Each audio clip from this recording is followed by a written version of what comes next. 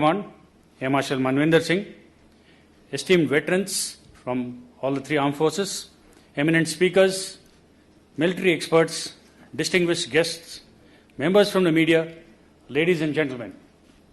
On behalf of the Indian Air Force, I welcome each one of you to the Chandan Singh Convention Center at Air Force Station Yelahanka for the Swarnim Vijay Varsh Conclave being hosted by the Indian Air Force to commemorate 50 years of India's greatest military triumph against Pakistan in 1971 that led to the creation of Bangladesh.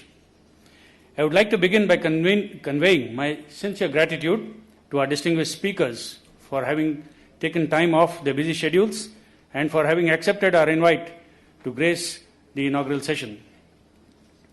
The genesis of the 13-day military conflict emanates from the 1970 elections in East Pakistan, wherein Bangla Bandhu Sheikh Mujibur Rahman's Awami League Party secured a clear majority.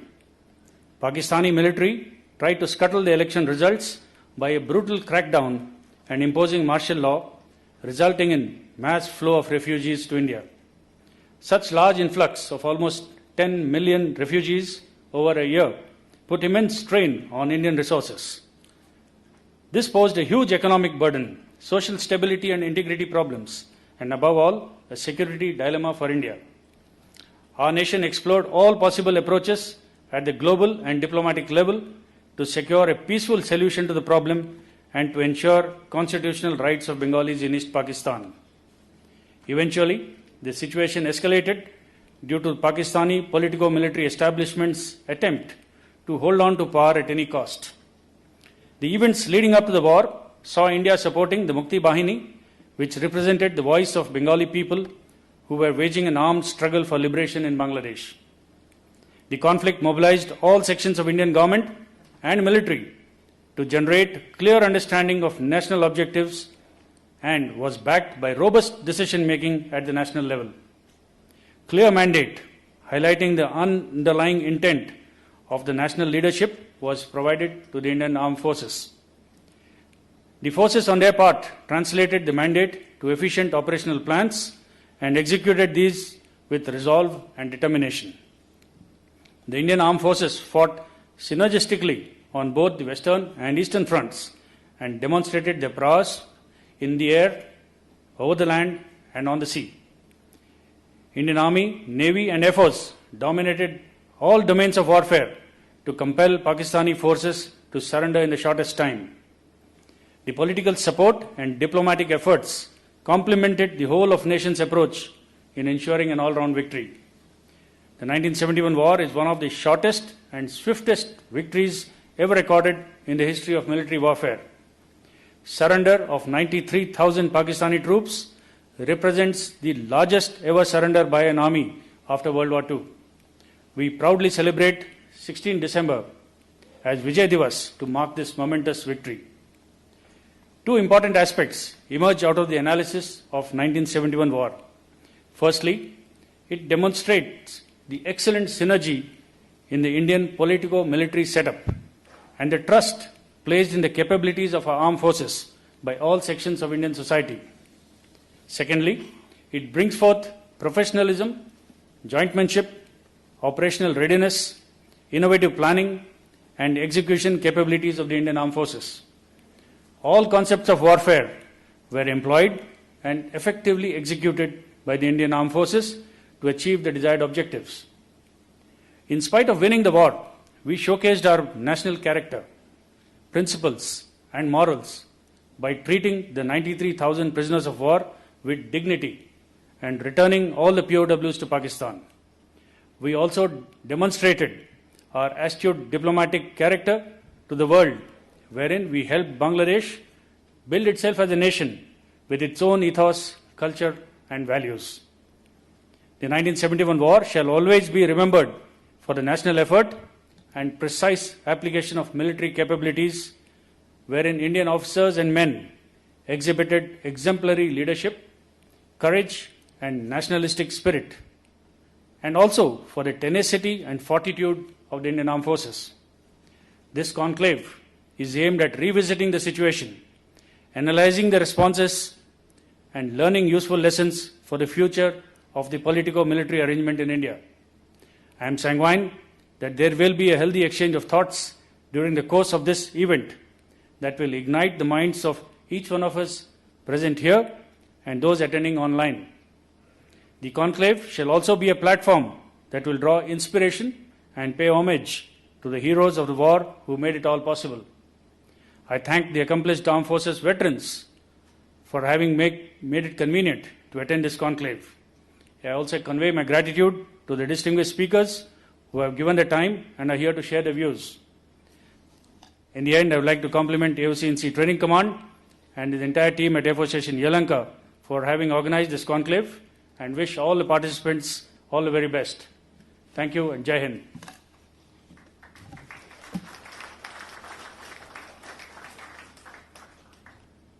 Thank you sir. मैं हमारे कार्यक्रम के मुख्य अतिथि माननीय रक्षा मंत्री श्री राजनाथ सिंह जी से निवेदन करती हूं कि वे हमारी सभा को संबोधित करें।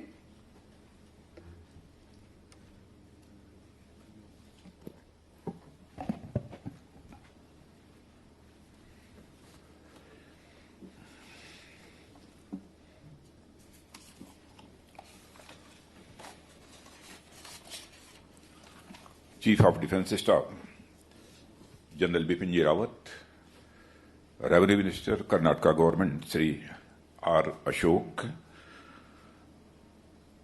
Air chief marshal V R Chaudhary, defence secretary Shri Ajay Kumar, air marshal Manvendra Singh और इस सभागार में उपस्थित हमारे एयर वॉरियर्स और आर्म्ड फोर्सेस के रेस्पेक्टेड वेटरन्स, ऑफिसर्स और मेरे मीडिया के मित्रों,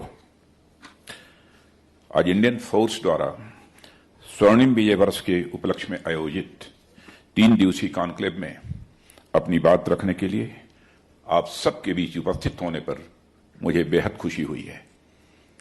कहते हैं कि इतिहास केवल विश्वास ही नहीं, कहते हैं विश्वास कि इतिहास केवल विश्वास नहीं बल्कि विश्लेषण की वस्तु होती है।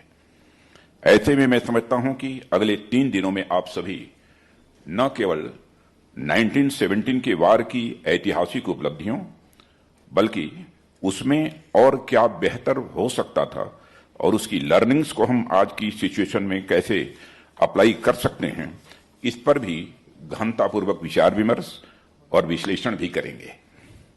इसके लिए मैं इंडियन एयरफोर्स और इस कॉन्क्लेव से जुड़े सभी लोगों को हार्दिक बधाई देता हूं और साथ ही अपनी हार्दिक शुभकामनाएं भी देता हूं। अपनी बात शुरू करने से पहले मैं उन सभी सोल्जर्स, सेलर्स और एयर वॉरियर्स के शौर्य और पराक्रम को नमन करता हूं, उनके परिजनों को नमन करता हूं, जिनकी वजह से 1971 के वार में हमारी जीत सुनिश्चित हुई है। यह देश उन वीरों के त्याग और बलिदान के प्रति सदैव ऋणी रहेगा और उनके सपनों को पूरा करने की राह में सदैव आगे बढ़ता रहेगा। इस कॉन्क्लेव की थीम यानी birth of a nation, congruence of A politico military thoughts and goals, मैं समझता हूं स्वर्णिम विजय वर्ष के अवसर पर सबसे उपयुक्त थीम यही है, क्योंकि यह तीनों सेनाओं और सरकार के बीच सिनर्जी और कोऑपरेशन ही था जिसने इतने बड़े अभियान में हमारे देश की सफलता सुनिश्चित की है। साथियों, 1971 का वार और इसमें भारतीयों की जीत जितनी खास है, मैं समझता हूं इस युद्ध का आधार या कहें बैकग्राउंड भी उतना ही खास है। यह इतिहास के उन कुछ एक चुनिंदा युद्धों में से एक है जो न केवल जमीन से लड़ा गया, न किसी आसमान पर हक जमाने के लिए, न किसी तरह की सत्ता को हासिल करने के लिए। इस युद्ध के पीछे जो मुख्य उद्देश्य था वह था मानवता और लोकतंत्र की गरिमा की सुरक्षा। आजादी के 23 साल बाद तक भी आम चुनावों का मुंह तक न देखने वाले हमारे पड़ोसी मुल्क शासन के नाम पर कभी मार्शल लॉ तो कभी इमरजेंसी रूल झेलने वाला हमारा पड़ोसी मुल्क 1917 के प्रथम आम चुनाव में बहुमत हासिल करने वाले बंगबंधु को देश की सेवा का अवसर देने की बजाय उन्हें जेल की दीवारों के पीछे भेज देने वाला हमारा पड़ोसी मुल्क और इस दौरान मानवाधिकारों की मांग करने वाले आम और निर्दोष नागरिकों का नरसंहार करने वाला के मुल्क से वहां की जनता को मुक्ति दिलाना हमारे देश का राजधर्म भी था, राष्ट्र धर्म भी था और साथ ही हमारा यह सैन्य धर्म भी था। साथियों, हमारा राष्ट्र दुनिया की जिस प्राचीनतम शासन व्यवस्था का उत्तराधिकारी है, उसमें न्याय और सुशासन को केवल अपने राज्य की सीमाओं तक ही सीमित न रखकर संपूर्ण लोक के लिए उसके प्रयास की बात कही गई है। हमारे यहाँ कहा भी गया है कि अराजके ही लोकेस्मिन् सर्वतो विदिते भयात् रक्षार्थमस्य सर्वस्य राजनाम स्त्रित प्रभु, यानी लोक में बलवानों से निर्बलों की सुरक्षा और अराजकता व कुशासन से मुक्ति ही किसी भी राज्य व्यवस्था का प्रमुख उद्देश्य होना चाहिए।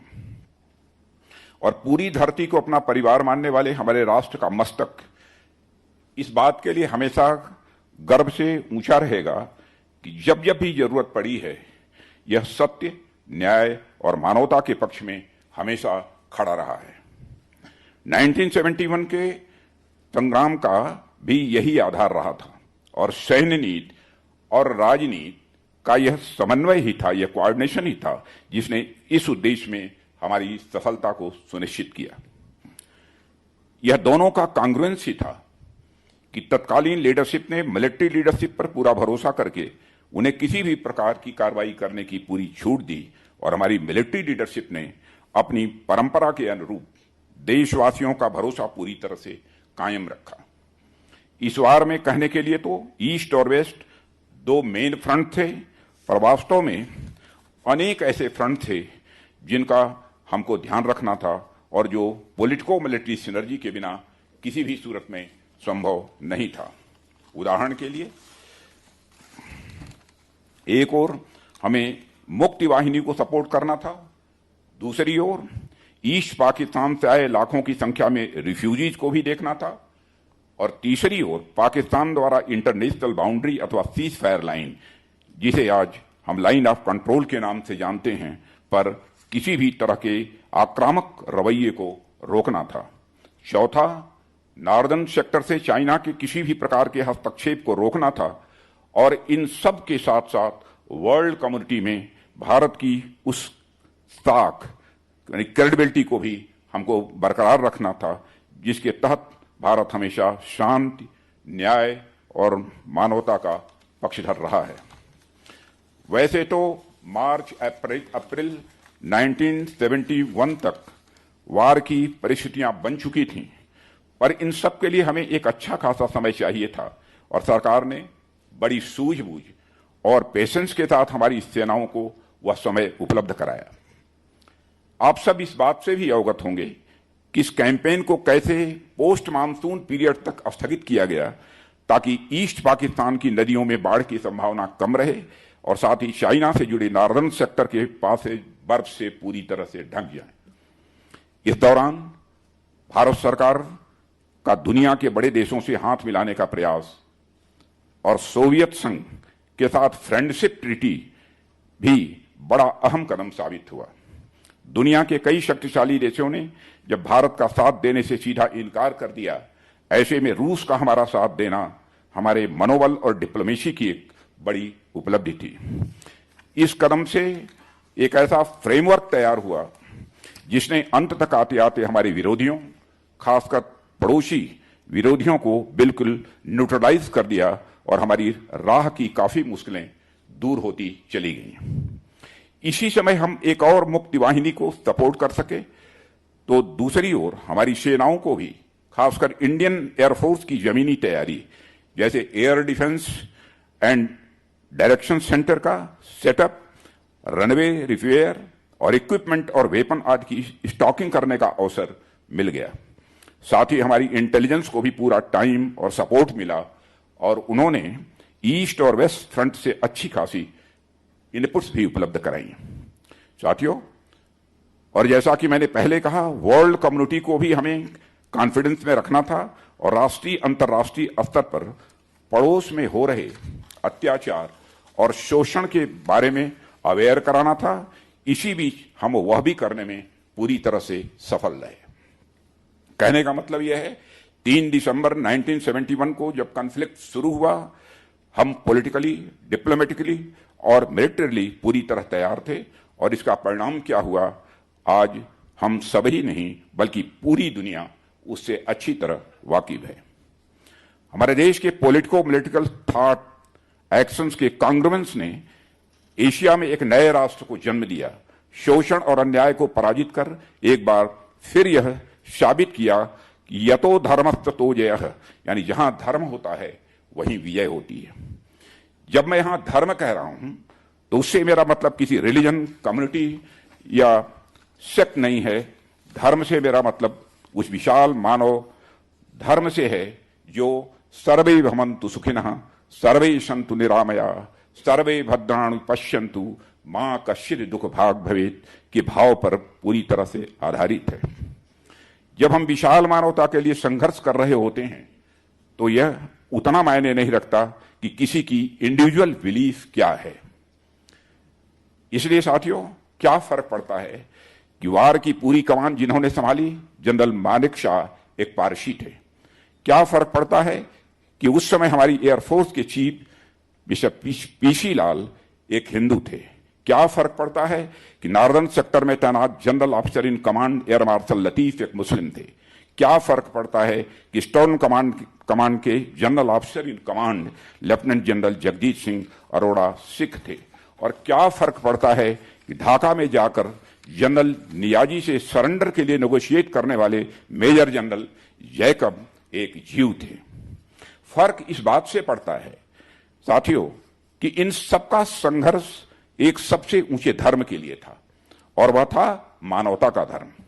ढाका में 16 दिसंबर 1971 के इंस्ट्रूमेंट ऑफ सरेंडर पर साइनिंग के साथ ही अनगिनत बंगाली बहनों और भाइयों पर किए जा रहे भयानक अत्याचारों का अंत हो गया।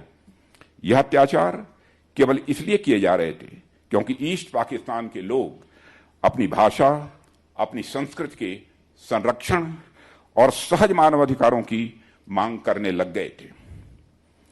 मुझे यह भी कहते हुए गर्व की अनुभूति होती है कि हमारा देश हमेशा से इस धर्म की राह पर चलता रहा है और निस्संदेह आगे भी हमारा यह भारत चलता ही रहेगा। तत्कालीन पॉलिटिकल और मिलिट्री थॉट्स की एनालॉजी का इससे महत्वपूर्ण उदाहरण और क्या होगा कि न तो कैंपेन शुरू करने के लिए मिलिट्री पर कभी दबाव डाला गया और शुरू होने के बाद तमाम अंतर्राष्ट्रीय दबावों के बावजूद न ही बीच में कैंपेन को रोकने को कहा गया। परिणाम यह हुआ कि 14 दिनों तक चला यह युद्ध हमारे देश की मिलिट्री हिस्ट्री, खासकर हमारी आर्म्ड फोर्सेस के इतिहास का एक ग्लोरियस चैप्टर साबित हुआ। सेकेंड वर्ल्ड वॉर के बाद दुनिया ने लार्जेस्ट मिलिट्री सरेंडर देखा जिसमें 93,000 से अधिक सैनिकों ने एक साथ सरेंडर किया। इन महज 14 दिनों में पाकिस्तान ने अपनी 1/3 आर्मी, आधी नेवी और 1/4 एयरफोर्स खो दी थी। साथियों, यह वार कई मायनों में हिस्टोरिक साबित हुआ। स्कॉलर्स और हिस्टोरियंस ने इसे आगे चलकर जस्ट वार का एक क्लासिक एग्जाम्पल भी करार दिया। हमारी सेनाओं द्वारा प्रस्तुत भारत की इथिकल और मॉरलिटी की महान विरासत का इससे अच्छा उदाहरण और क्या हो सकता था कि हमारी सेनाएं ढाका पर पूरी विजय सुनिश्चित हो जाने के बावजूद वहां किसी भी प्रकार का नुकसान पहुंचाए बिना अथवा किसी प्रकार का पॉलिटिकल कंट्रोल इंपोज किए बिना उन्हें उनकी सत्ता सौंपकर वापस आ गई। यह भी उसी भारतीय मानवीय सभ्यता का एक अप्रतिम उदाहरण है जिसकी चर्चा मैं अभी कर रहा था। हमारे यहां कहा भी गया है कि सर्वेषां तु विदित्वैषां समासेन चिकीर्षितां अस्थापये तत्र तदवंशम कुर्याच्य समय क्रियाम, यानी विजयी पक्ष को चाहिए कि वह सामने पक्ष की मनता को जानकर वहां के किसी योग्य व्यक्ति को सत्ता सौंप दे। वह उस राज्य के सभी नियम, कानूनों आदि को भी प्रजा के हित में उनकी इच्छानुसार यथावत रहने दे। यह हम सबके लिए गर्व का विषय है कि जो कार्य किसी समय श्री राम ने लंका में और श्री कृष्ण ने मथुरा में किया, वही कार्य हमारी सेनाओं ने 1971 में बांग्लादेश में किया। साथियों, आज जब बदलते समय में बदलते वारफेयर के अनुसार हमारी तीनों सेनाओं के बीच ज्वाइंटनेस और इंटीग्रेशन को बढ़ावा देने की बात की जा रही है, मैं समझता हूं कि 1971 का वार इसका एक शाइनिंग एग्जाम्पल है। इस वार ने हमें एक साथ मिलकर सोचने, प्लान करने, ट्रेन करने और फाइट करने का महत्व बताया। यह वार हमारी आर्म्ड फोर्सेज की वेल निट टीम फंक्शनिंग के साथ साथ इंडिया के डिप्लोमेटिक एक्यूमेन और आर्म्ड फोर्सेज की जरूरतों को पूरा करने में रेस्पॉन्सिव मैन्युफैक्चरिंग बेस के रोल का भी साक्षी रहा है। यह सिक्योरिटी चैलेंजेज में एक ऑल ऑफ गवर्नमेंट अप्रोच की जरूरत और उसके महत्व को भी दर्शाता है। साथियों, आज जब माननीय प्रधानमंत्री श्री नरेंद्र मोदी जी के नेतृत्व में इस देश को एक चीफ ऑफ डिफेंस स्टाफ और रक्षा मंत्रालय को डिपार्टमेंट ऑफ मिलिट्री अफेयर्स मिल चुका है, हम पुनः उसी अंडरस्टैंडिंग और सिनर्जी के संकल्प को दोहराते हैं जिसे हमने 1971 के वार में देखा था। जैसा कि आप सभी अवगत हैं, हम हमारी आर्म्ड फोर्सेज और रक्षा मंत्रालय के फर्दर इंटीग्रेशन से इन इनिशिएटिव्स को उनके लॉजिकल कंक्लूजन पर ले जा रहे हैं। आने वाले समय में इसके फॉलोअप प्रोसेस में थिएटर और उसके नीचे सभी लेवल्स में इंटीग्रेशन इंश्योर किया जाएगा। प्रोक्योरमेंट से लेकर indigenisation, prioritising, capability development, training, logistic support तक में इसका इंप्लीमेंटेशन होगा, जिससे हमारी आर्म्ड फोर्सेस को अधिक कैपेबल, एफिशिएंट और आत्मनिर्भर बनाया जा सके। इन इनिशिएटिव्स को आगे बढ़ाते हुए हम सिक्योरिटी और डिफेंस सेक्टर से संबंधित अदर सपोर्ट इस्टेब्लिशमेंट में भी इफिशिएंसी बढ़ाने का प्रयास कर रहे हैं। इसमें ऑर्डिनेंस सेफ्टी बोर्ड का कॉर्पोरेटाइजेशन, डिफेंस सेक्टर में एक्सपोर्ट को बढ़ावा देने का प्रयास और डिफेंस रिसर्च, डेवलपमेंट और मैन्युफैक्चरिंग में प्राइवेट सेक्टर को बढ़ावा देने का प्रयास और सबसे महत्वपूर्ण आत्मनिर्भर भारत अभियान के माध्यम से रक्षा क्षेत्र में आत्मनिर्भरता को बढ़ावा देने का प्रयास शामिल है। कुल मिलाकर हमारी आर्म्ड फोर्सेज को किसी भी परिस्थिति के लिए तैयार रखना यह हमारा उद्देश्य है और इसकी तरफ हम तेजी से आगे बढ़ रहे हैं। मुझे खुशी है कि इस कॉन्क्लेव में डिस्टिंग्विश्ड स्पीकर्स द्वारा इस स्वर्णिम अध्याय के अनेक पहलुओं पर प्रकाश डाला जाएगा। भारत को अपने इतिहास और खासकर अपनी आर्म्ड फोर्सेस वेटरन्स की उपलब्धियों पर गर्व है, जिन्होंने सर्विसेज के साथ साथ इस राष्ट्र की गरिमा को अखंड रखा है और अक्षुण्ण रखा है। अगले 2 दिनों के सेशन हमारी अंडरस्टैंडिंग को बढ़ावा देते हुए हमारी अचीवमेंट के माध्यम से नेक्स्ट जनरेशन को मोटिवेट करेंगे, ऐसा मेरा विश्वास है। मैं इस कॉन्क्लेव की और भविष्य में आपके प्रयासों की सफलता की कामना करता हूं। अंत में स्वामी राम तीर्थ जी, जिनकी संयोग से आज जयंती भी है, को नमन करता हूं और उनके एक कोट के साथ अपना निवेदन समाप्त करना चाहता हूं। Decide that no matter what happens, decide that no matter what happens, you will do what you set out to do. If you are determined, possible distractions will still be there, but you will continue on your path and remain undisturbed. And sankalpa is very important. You cannot change your circumstances, the world, or your society to suit you. But if you have strength and determination, you can go through this procession of life very successfully. इन्हीं शब्दों के साथ आप सबको बहुत बहुत धन्यवाद।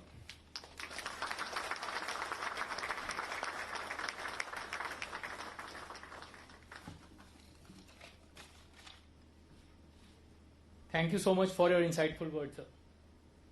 General Bipin Rawat, Param Vishisht Seva Medal, Uttam Yuddha Seva Medal, Ati Vishisht Seva Medal, Yuddha Seva Medal, Sena Medal, Vishisht Seva Medal, Aide-de-Camp, is the Chief of Defence Staff of India. Prior to this appointment, he has served as the Chairman of the Chiefs of Staff Committee as well as the 27th Chief of Army Staff.